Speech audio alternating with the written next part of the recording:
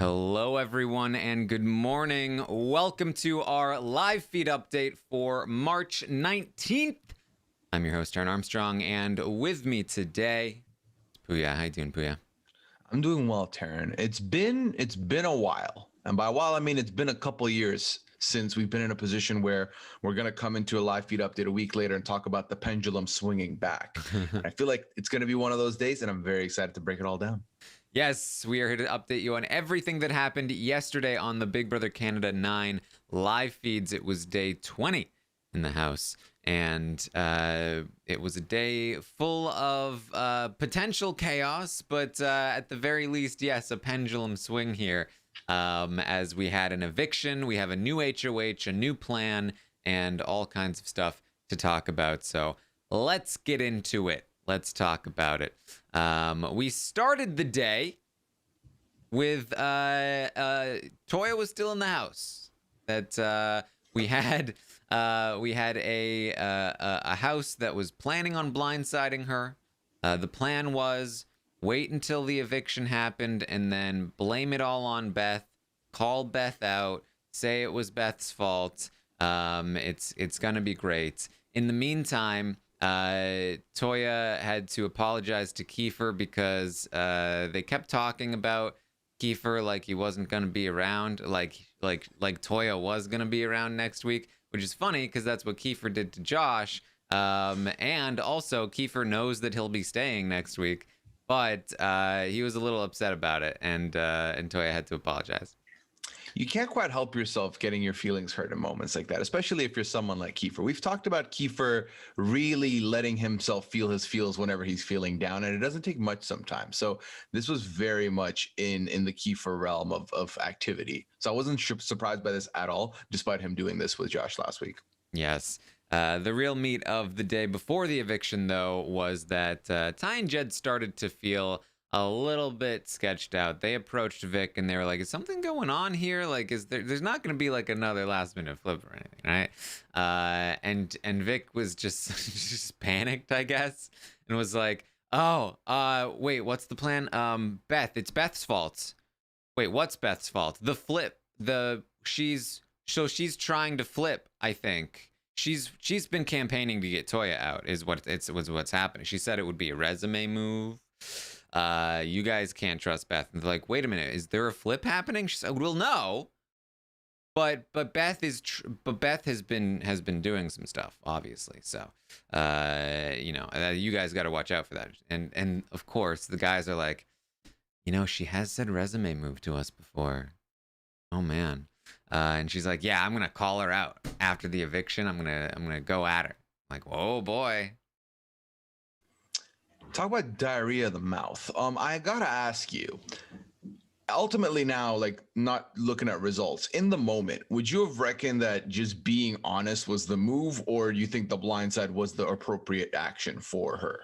I mean, I don't think it should have been a blind side in the first place. But like, Of course. once you have reached this point, and it's hours before the eviction, you can't deviate from the plan you set forth, because now you will lose trust with the other side and lose trust with your own side for blowing up your own plan, which is what happened. Because once the other oddballs find out that Vic had already started to spill the beans, they're like, "What the hell?" Especially because she was the one, like, on them, like, "Oh, Brayden, don't screw this up for us. You can't accidentally leak this." And they're like, "Seriously?" Yeah, I mean, not to be a surprise to anybody, but Victoria be messy, be sloppy, and she did it all the way to the bitter end of her HOH reign. So Yes. So Ty goes to Tina and Tara, who don't really give him anything. Jed goes to Brayden, and he's like, "I'm hearing that Beth is saying some stuff about going after Toya," and Brayden is definitely caught off guard here. He doesn't know what to say. So he and this kind of gets confirmed later in the night. Apparently, seems to choose his words carefully here, and he confirms that Beth has said some stuff about Toya, and also says that he is not voting to evict Toya, that he is still voting to evict Kiefer. So he's lying. He's definitely like, Kiefer. Yeah, I mean, I'm voting to evict Kiefer. And did Beth say these things? Well, uh, she has said a thing. Yes. And so in the middle of that conversation, Vic comes into the bedroom and she's like, Brayden, can I talk to you real quick? Like, so sketchy. Like, can I quickly just make sure our stories are straight before you continue to talk to Jed? And it's such a mess. It really all is, and kind of that's been the beauty of this season, where Eviction Day still giving us mess, whereas in the previous season we covered the one before that. I've been here with you on Fridays, and like Thursdays are usually dead until that HOH. It's like nothing's really happening. So I definitely have been enjoying the very awkward situations that people find themselves in, and I think that he gets lucky here that Victoria kind of plucks him out of the room at the time that she did. Definitely. So after that, I expected there to be more, right? I expected Jed and Ty to go to Toya and be like, Vic is telling us that Beth is trying to do some stuff. Like, should we be worried? I talked about this last night, but it seems like there was no further investigation. The feeds eventually shut down, and by the time the episode was running and we got to the eviction, it seemed like no knowledge had been gained, and this was still, in fact, a blindside. Yeah, I think ultimately everything's seen. It seems that way. I think that if we look at the people that got hugs from Latoya, Tina, Tara, and Brayden did. So you'd think maybe they tipped her off. That wasn't the case. What I learned from the TikTok interview was that when asked by Arissa, do you have any regrets? She said, my only regret is hugging those three coming out the door. So I think there's no love lost there. And I think that she genuinely did get blindsided.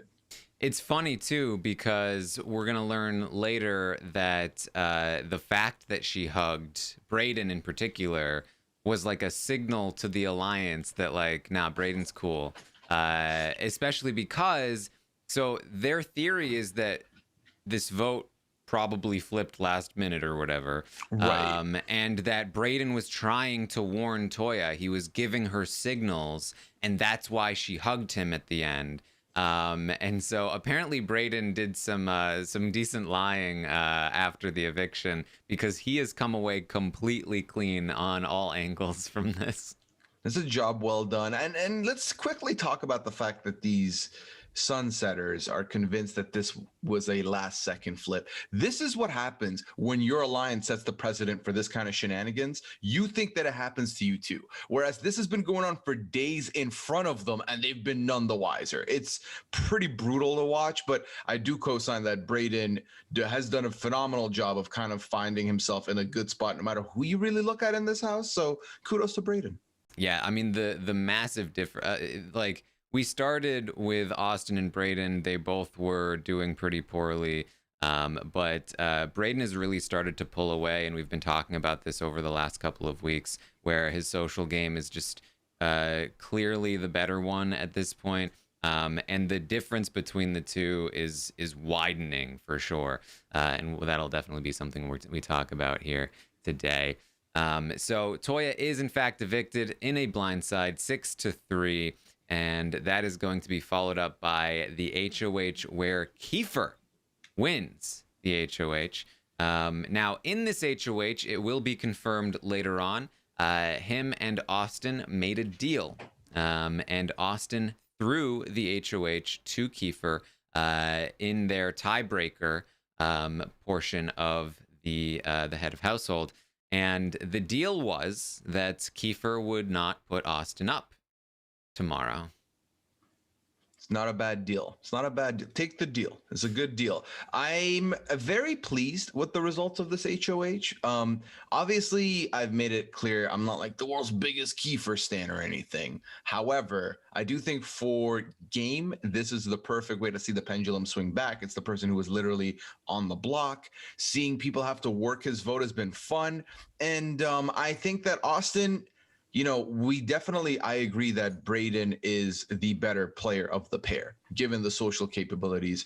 Austin is clearly showing that she's got a comp acumen that has to be recognized.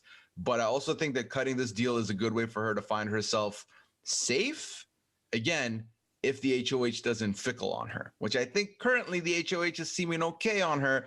It's a little bit of a sticky situation ultimately, I think, given the fact that I think Kiefer's got a lot of hands in a lot of cookie jars, but we'll talk about it when we get there. Yeah, we'll talk about Austin. So the feeds come back quite late, actually. So we missed a decent portion of the campaigning, but Kiefer was calling people in to talk to them either individually or in pairs, if they are part of a pair.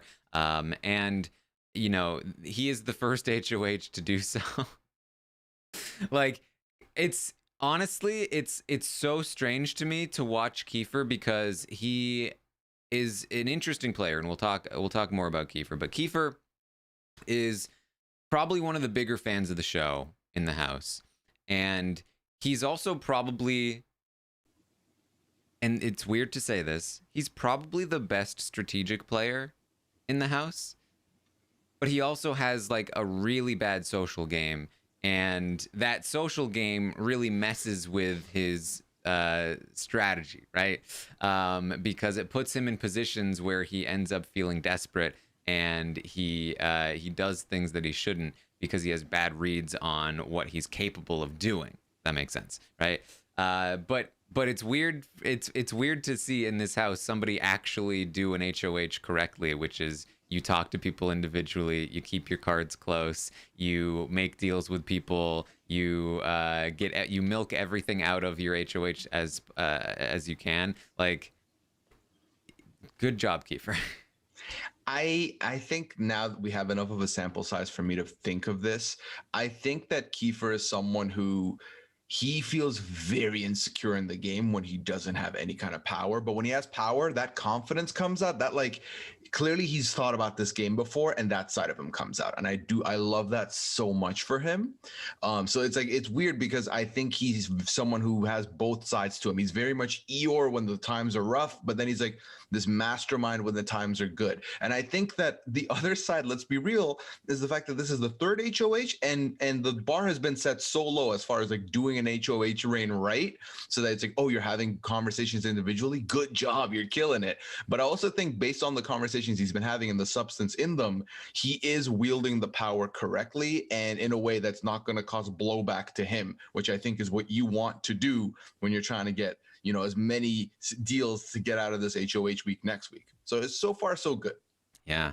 So we come in on a conversation between Kiefer, Kyle, and Ro. We missed most of it. There's not a lot that we see here. It just seemed like Kiefer was not giving them much. Afterwards, they're going to say that he was very tight-lipped and did not give them much. And it seemed like a very awkward conversation, but not really much to talk about there. In the meantime, there's also a conversation between Ty, Jed, and Beth, where they're talking about what happened in the eviction. They have realized that finally that Vic was definitely lying to them all week long, and they're not fans of that. And this is when they talk about Brayden seeming like he was trying to warn them. And Jed talks about how he talked to Brayden afterward, and they cleared up the fact that he thought Brayden was lying to him prior to the eviction when they had that talk, but Brayden was apparently able to clear it up and be like, oh no, I was telling you the truth, but it got interpreted. I don't know exactly how Brayden got out of it, but apparently he did. And so they're feeling good about Brayden, not feeling good about Austin. Jed and Ty would like for Austin to go home, partly because they would like to work with Brayden. They would like to pull Brayden in. So if they had their way this week, Austin would be the target, and they'd maybe like use a veto on one of Kyle or Ro if they end up on the block in order to make sure that Austin went home. That is not a bad idea for the boys if you believe what they believe, which is they can bro down with Kyle and Rohan. If that works for them and they believe it and that's the truth, that's a good case for them. I think this is why Brayden gets, in my opinion, praise that is deserved, is that Brayden's someone who's not afraid to play ball with everybody and kind of at least talks with everyone to a degree that people feel comfortable working with him or even considering making a move like this to take him in.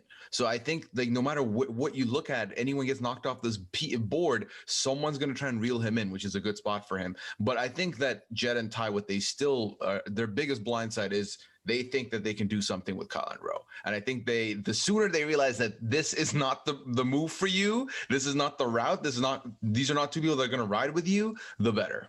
Yeah, it's I've never seen two people more dedicated to protecting two other people who are genuinely coming after them with everything that they have. Yeah. Yeah, from the ceasefire to this. Just this morning, Rowe was talking to Tina, and he was like, "Man, if only I had the relationship with Austin I do now, she would have put Jed up instead of me that week. And when she was HOH, I mean, she would have put Jed up instead of me that week, and we could have taken the shot then. Damn." It's like, yeah, because they would have done it where the Sunsetters did not. And so they also talk about how they're Jed and Ty are now like, you know what? Because Ty had, just the day before been talking to Toya about how he feels like he's behind in the game because he doesn't know the game as well as other people because he hasn't watched the show as much. But now that Kiefer has won HOH, he feels like, you know what? You don't need to have watched the show to be good at this game. Things are looking up all of a sudden. You don't even need to be a fan of the show. And Jed agrees. Big rose-colored glasses energy. I mean, here's the thing. If you use the phrasing, you don't need to be a super fan, I agree. I think super fan, you might overthink it. You're in too deep. I think the sweet spot is like somewhere in the middle. But having you saying not watch any of the seasons, that is stupid. That's like saying, "Oh, we're gonna face this, university football team, but we're not gonna look at the tapes. We're just gonna wing it." Like that. There is literally material there for you to study. You study the material. I don't care how good you are on passing an exam. You do it. So I listen. I like them a lot. I really do.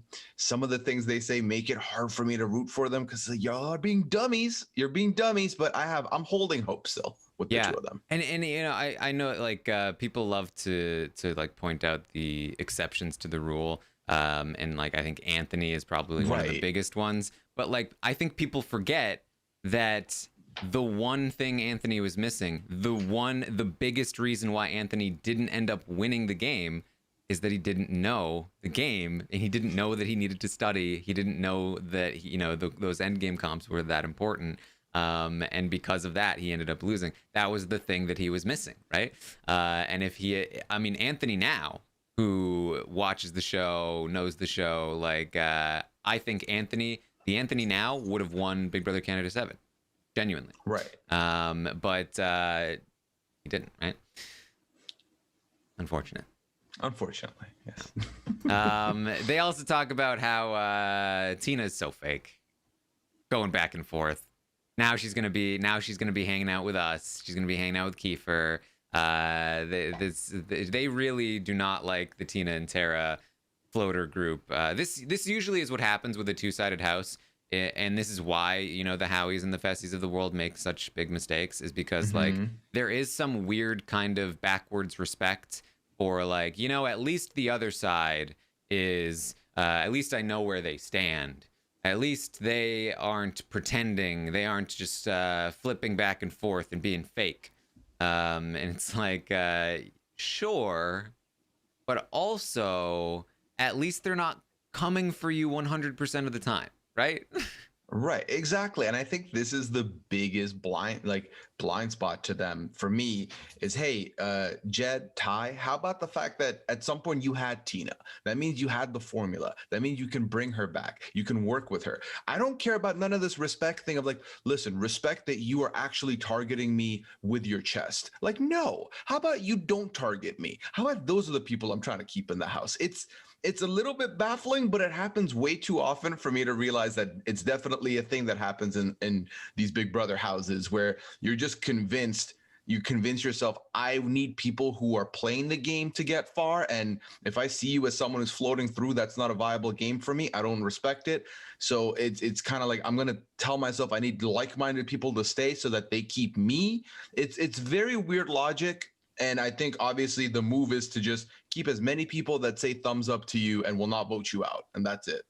Yeah, I mean, people see that like if somebody starts to drift from their team, once it's like two sided, and it really feels like it feels like, well, these are our people and those are their people, and it feels like one of your people starts to drift.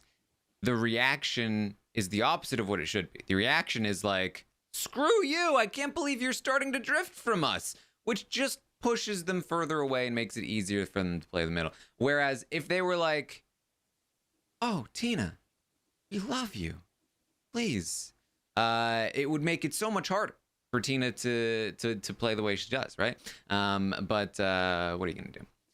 Keith is gonna talk to Victoria. He tells her she is not going home on his HOH, but you can't seem too comfortable.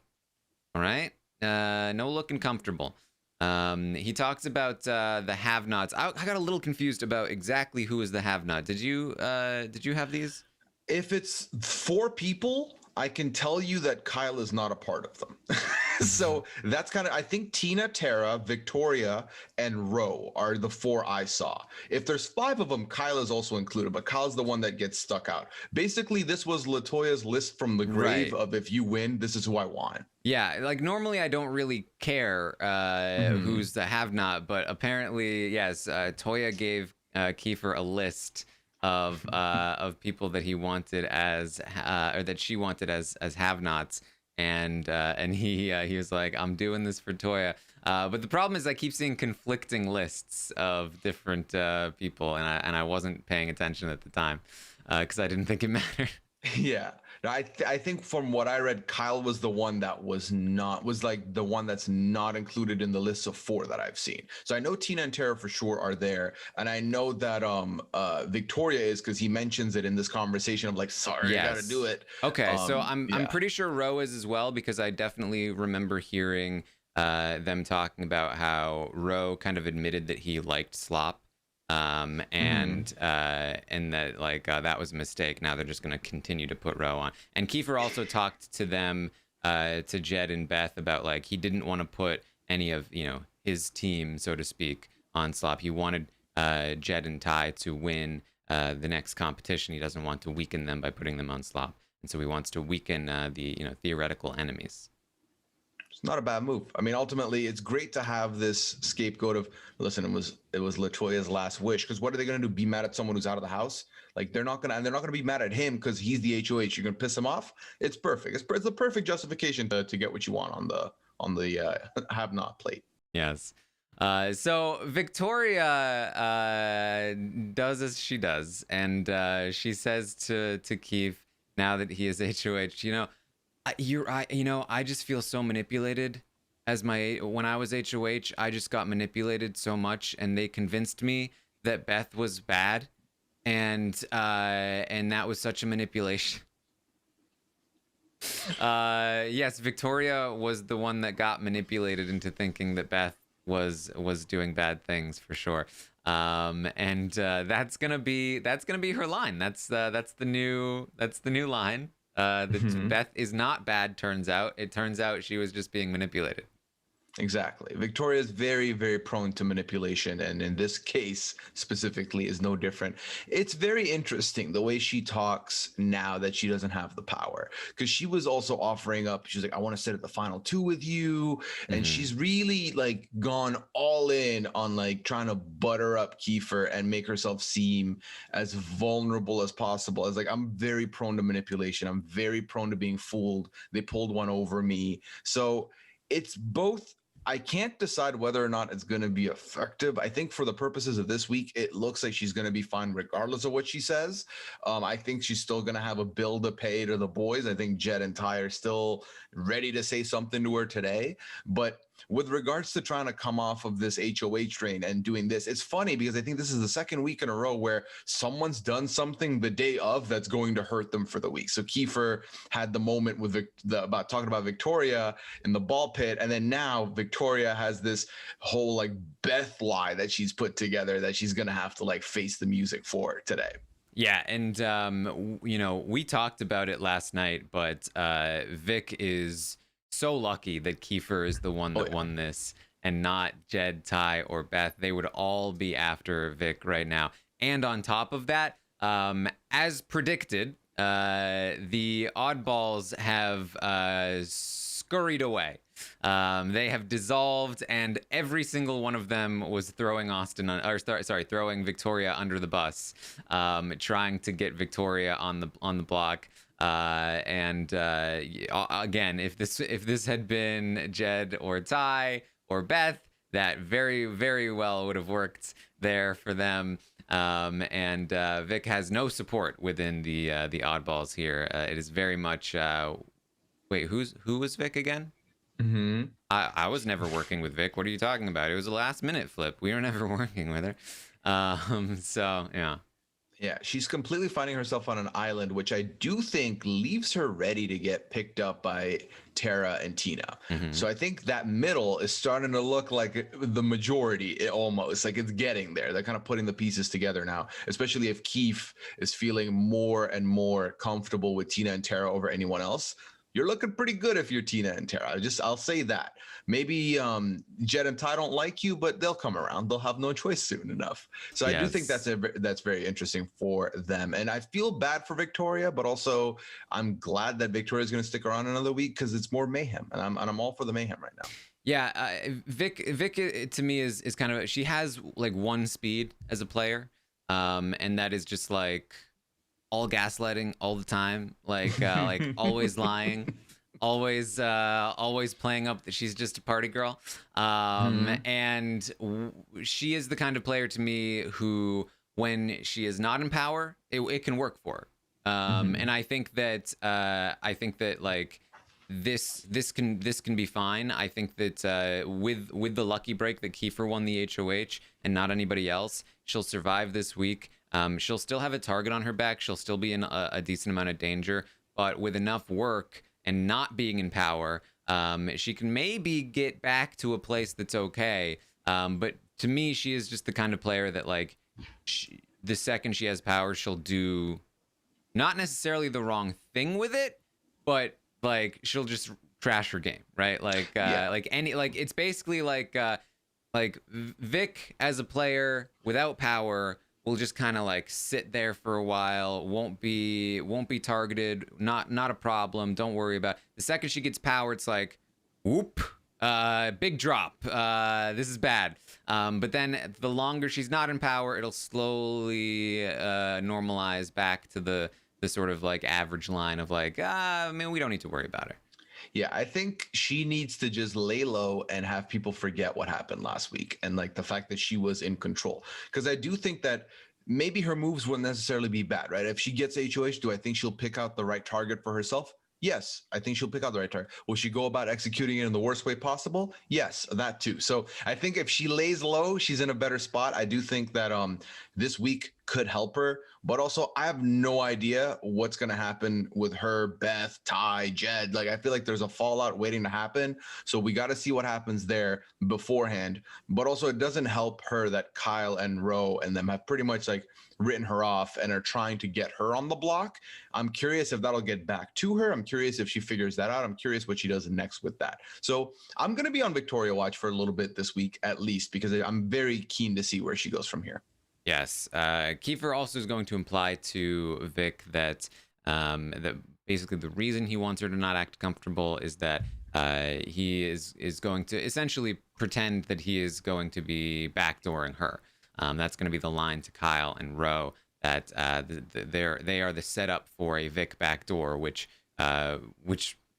is actually somewhat believable considering it's what Beth planned to do and it's what Toya planned to do and it's what Ty and Jed would have been doing with Austin and Brayden potentially, or Tina and Tara.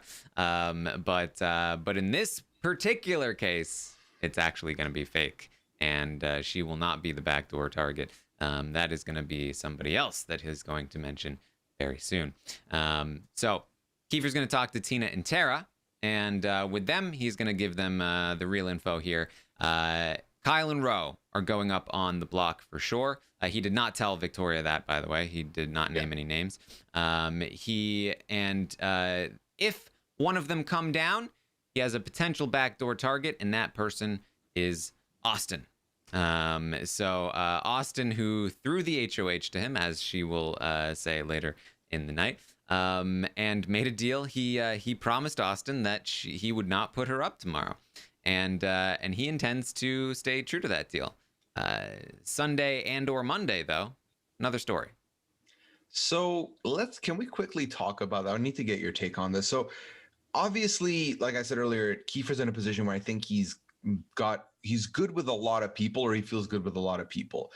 This Austin thing, do you think it benefits him the way he thinks it might? Do you think her getting backdoored helps him? Because I think it helps the guys more. I think it helps Ty and Jed more, far more.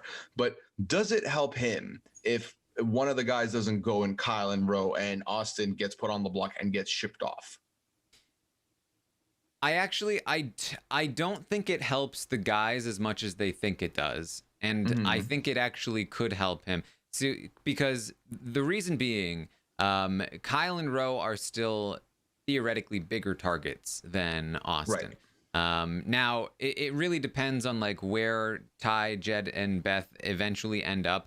But you have to assume that at some point they will aim their shot at Kyle and Roe. And if that's the case, then taking them out right now, or taking a shot at them right now, means that Ty, Jed, and Beth might decide, okay, Kyle and Roe have been neutralized. Maybe now we can go after Tina and Tara like we've always wanted to, right? Which is not good for Kiefer. Whereas if you take out Austin, you're leaving in Kyle and Roe, and you still have the argument of, okay, you've been waiting on this, but you really need to go at this now because these guys are going to come for you. Now, that's sort of how you should look at it, but Ty and Jed have consistently proven themselves to be people who are reluctant to go after Kyle and Roe. And so in that case, maybe it is better to take the shot at to take the shot at them and leave Austin in the game, who is, I guess, theoretically more threatening to them at this point. And then they do need to focus on Austin before going after Tina and Tara, which would be good for Kiefer. So it really depends on what his read on what the guys will want in future weeks is. Again, I feel like the sort of typical move that I think is the right call would be, I think, the unconventional target Austin play. She's actually better at competitions. She's actually more likely to come at Kiefer than the boys, Kyle and Roe. And it leaves Kyle and Roe as bigger targets to maintain the war between two sides. However, with the unique kind of situation we have with Ty and Jed, really just buying into this peace treaty, it might not be the call, and maybe it is the right move to take out Kyle or Roe at this point. And we'll see. I think that by what I'm getting from Kiefer, his first choice is for the veto not to be used. He doesn't want to put up anybody. So ideally to him, I believe out of the two, does he want Kyle gone more or Roe gone more? So Kyle, right? he talks about this a little bit later in the night. That even though he likes Kyle better, and he likes Kyle more, and Roe Nice. is annoying, that he thinks that Kyle is the better player. And that means that they should take Kyle. He feels like Kyle is much more likely to be able to rebound, and Roe is not going to be as capable of rebounding. And so he feels like Kyle is probably the one that should go. And this is like Kyle peaked at just the wrong time, where like Kyle was doing well, and it seemed like people would target Roe over Kyle, but he just started to do a little bit too well in time for the HOH to realize he's the bigger target. He should actually go. Yeah, and I think this is absolutely the right read from Kiefer. I do think Kyle is someone that I think more people would end up going to bat for in the future. So Definitely. Getting him out now would be way more optimal. So Kiefer tells Tina and Tara that he is with the pre-90s. He can only fully trust them at this point in the game. And no matter where things go this week, they should be good for next week because the two sides should continue to war and they can rest easy in the middle. He says that he does not want to put Brayden on the block at all. He does not want Brayden gone. He only wants Austin gone, would only put Austin on the block. So this is not a case of Austin and Brayden are being targeted. It's a case of Austin being targeted, which is actually great for. I actually feel like if Austin left, that would be the best thing for Brayden's game in a weird way, because I think it would really open him up as a free agent. And I think that's a much better position for him than being locked in with Austin, especially in a situation right now where Kiefer is not willing to put Brayden on the block to get Austin out. In the future, Brayden might not be so lucky, and if people want to take a shot at Austin, they may put Brayden up next to her, and that's not where he wants to be.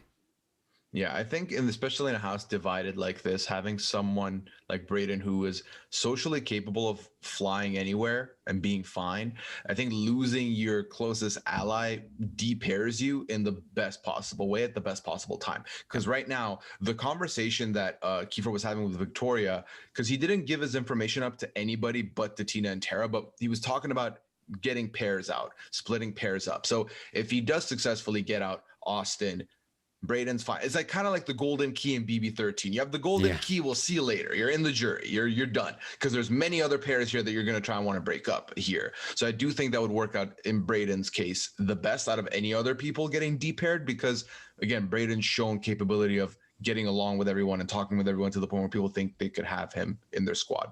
Yep. So Kiefer is also going to talk with Austin. This is when she brings up the deal that they made and lets us know essentially that she did in fact throw this HOH to him, which by the way, we haven't talked a lot about, but what was she thinking throwing this HOH to Kiefer of all people? This is an all-time bad decision in my opinion. You do not throw an HOH to the other side in a two-sided house, especially to somebody who in the last HOH, Kiefer was up against Vic in the finals. They made a deal and then Vic went back on it. Kiefer is somebody who just had an experience with these deals not working out for him. Why would he feel like he needs to honor a deal that he makes? Not only that, but she put him on the block. In fact, he was her target at one point. Even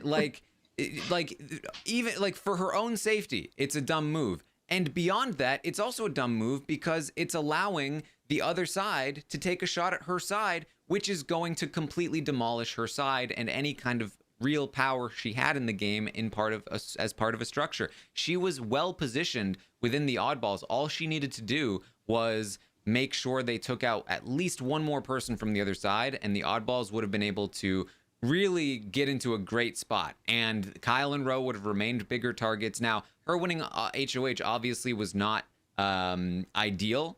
If she was the one that had to take the shot at Ty and Jed, that would not have been great. But the fact that she was in second place is almost as bad as having won, because she's already won, and now she is such a big target for being a comp beast and somebody on the other side, and she has a deal that won't go through. She's one of three people, only three people Kiefer is willing to send home or put on the block this week. And despite the deal she made with Kiefer, she is still one of those three people, and she threw the HOH to him.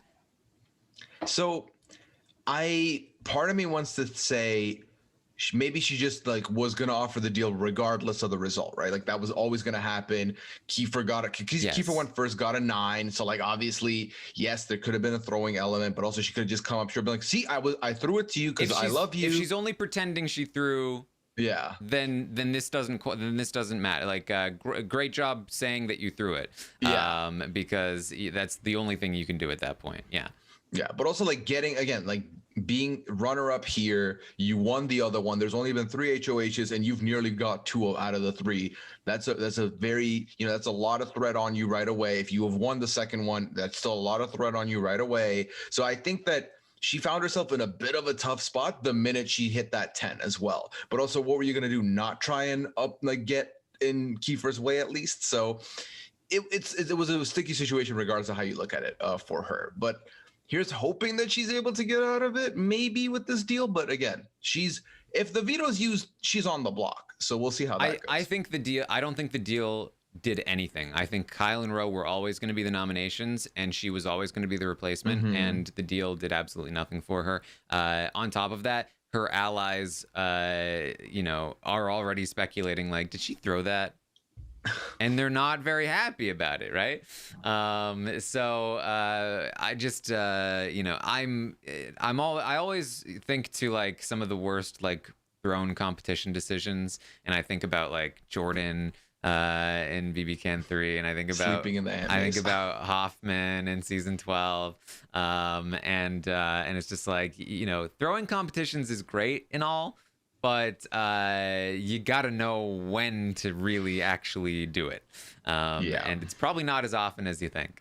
Kyle and Rowe discussed that they're already starting to feel like Austin Braden, Austin more so, is like abandoning them. They're already starting to distance themselves. They need to make sure that Kiefer puts up Vic. They just need to make sure that that's happening. They think it's happening. Either Kiefer said something to imply to them that Vic was going up, which I think he might have, or they're just assuming because Vic put him on the block, but they're really hoping he puts Vic up on the block, and so that Vic can go home and not them. Again, the oddballs are already starting to crumble here. It's exactly what I said it was going to happen. Where Vic, Austin and Braden are like, we don't know her. Kyle and Rowe are throwing Vic under the bus and going to Tara and Tina and being like, help us, Tara and Tina. And Tara and Tina are being like, sorry, we're a little bit more Sunsetter now, actually. So it's a big mess over there. Yeah, I think that so when the feats came on initially, first of all, I love that they just decided we're gonna delay it till Taryn's done doing the podcast, and then he'll like watch it, because like, it just didn't show up for like an hour or something. But when they did, the Kyle and Rowe were already in the room with him. The only bit I did gather was he said something along the lines of, "They're the two people who nominated me." So I think that he kind of like planted the seed of, oh, I'm looking at Austin and Victoria potentially, because then with the next person, with Victoria, he talked about pairs, and then with Tina and Terry, he actually gave the information up. So I could see why they would think there's some hope of Victoria going up based on that information. Yeah. So we have them talking to Tara and Tina. They're like, Kyle and Rowe have been trying to like instruct Tara and Tina on like, this is what you should say when you go talk to them. Say this, say this about Vic, say this about Austin. And Tina is just like, yeah, I don't know if it'll make much of a difference, to be honest, but yeah, we'll try. It's pretty funny. Kiefer's gonna talk with Beth and Jed late into the night. He lets them know what the plan is. He's putting Kyle and Rowe on the block. Austin's the replacement. This is when he talks about how he did not want to put any of his team on slop. He wants them strong for the competitions. And he doubles down on the Sunsetters, that he is with the Sunsetters, and he is most with the Sunsetters. And this is, again, what I'm liking about Keefe right now, is that he is taking a three-pronged approach here. And he is Vic is offering him final two deals. He's saying, let's make something secret here. With Tina and Tara, he's solidifying the pre-90s. He's saying, I'm only with you. I know Sunsetters just voted against me. I know I can't trust them now. And to the Sunsetters, he's saying, I know Tina and Tara are flip-floppers, and Vic is a wild card. I'm only with you guys. I've always been the most loyal. They don't understand how strong we are. And on top of that, and I have to give him credit for this as well, despite the fact that he is saying those bad things about the other players, he is also making sure that he is trying to prevent his own allies from targeting each other. He's telling Jed and Beth, hey, I know Tina and Tara are flip-floppers. I know we can't really rely on them, but I would like to try and use this week to reel Tina back in. She was with us once. Maybe we can get her with us again, and she will be at the bottom, but like, we can use her. We need numbers, right? And so that's going to be sort of his play here this week.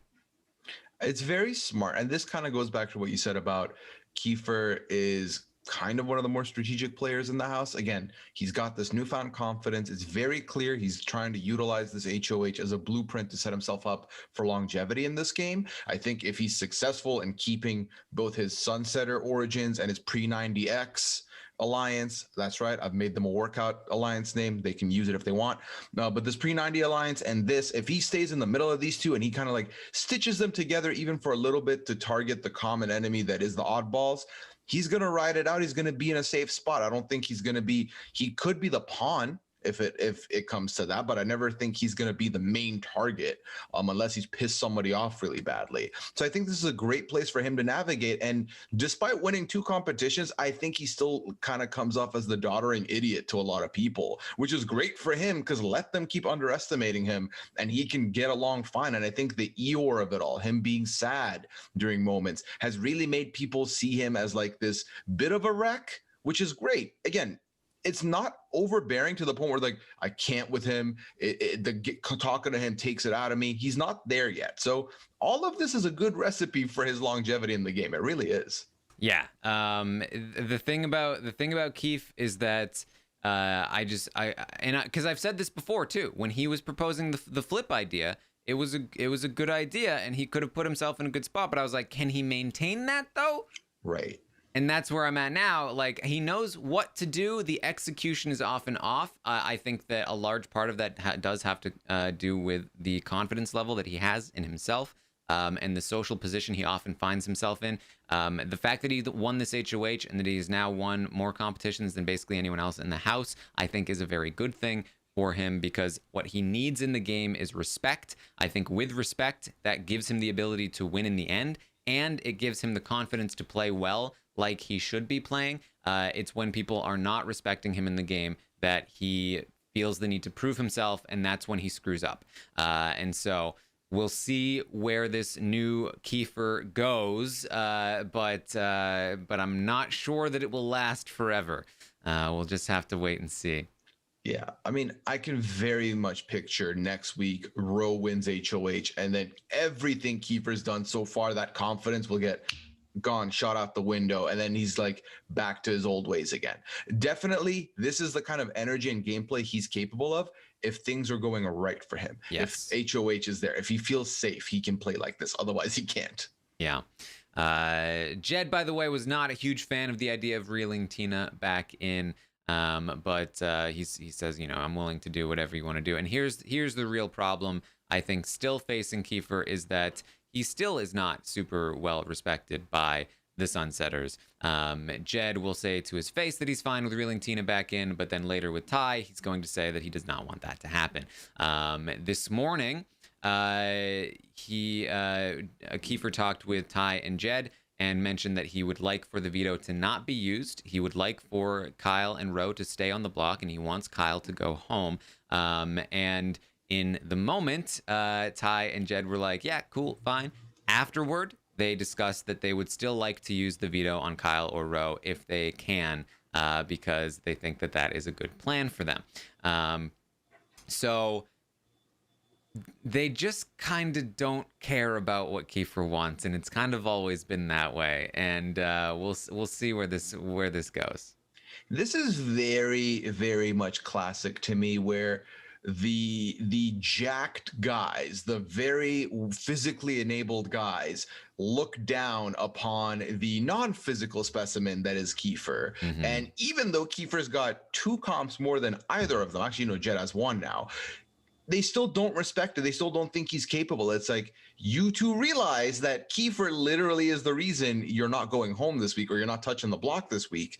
There are a lot of combinations where you would have been in that position, but the respect isn't there. And I think that is the biggest worry about Kiefer playing this kind of game. Like I'm talking about his longevity, but genuinely, because of the fact that he seems like the doddering idiot, because of the fact that he seems like he is always up and down with the emotions, I think this is a type of gameplay that can get you far, but will it get you the respect at the final 2? Maybe not. You have to work very hard to do it.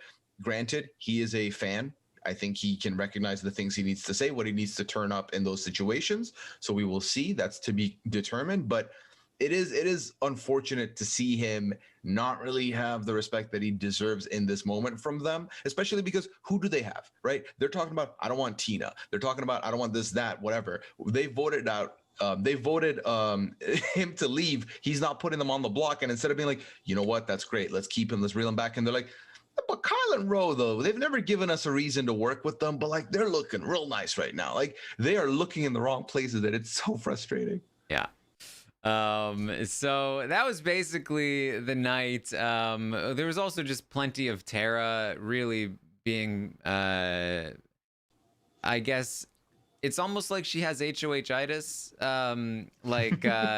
She's feeling very good about herself, very good about her position in the game. And all of a sudden she's talking about how close she was with Toya. I was probably the closest person to Toya. She's wearing Toya's shoes that she left behind. Tara does not necessarily know how to handle the power that she is now holding in the game. That really she only has because she was with Tina, right? Yeah, by the grace of Tina, Tara has agency in this game and is now redeeming these agencies for this little bit of HOH-itis case that she's put on. It's very funny to see. I don't know what a Tara HOH would even look like. I'm kind of terrified to find out. I don't think I'm ready, but I think that's something that could happen.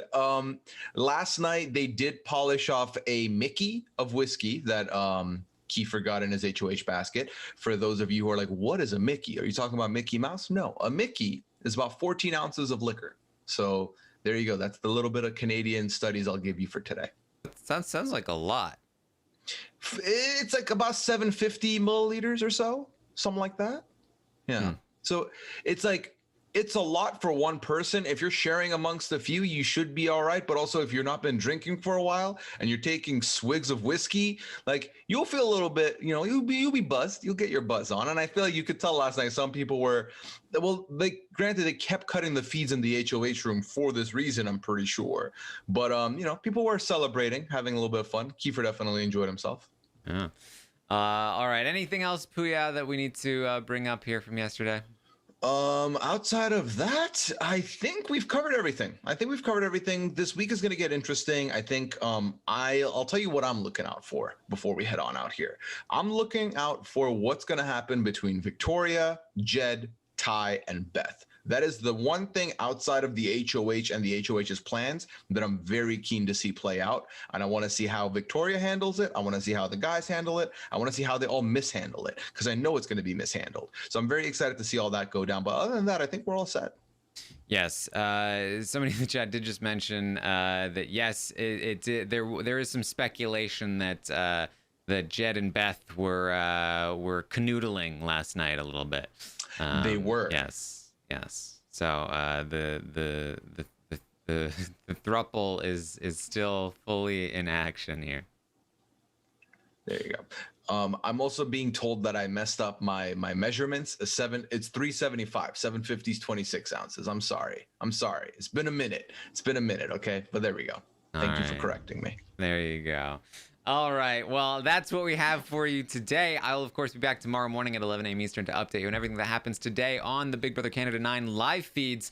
And I will also be live later on Twitch at around 8 p.m. Eastern for some just playing some more Fall Guys. I'm really enjoying Fall Guys.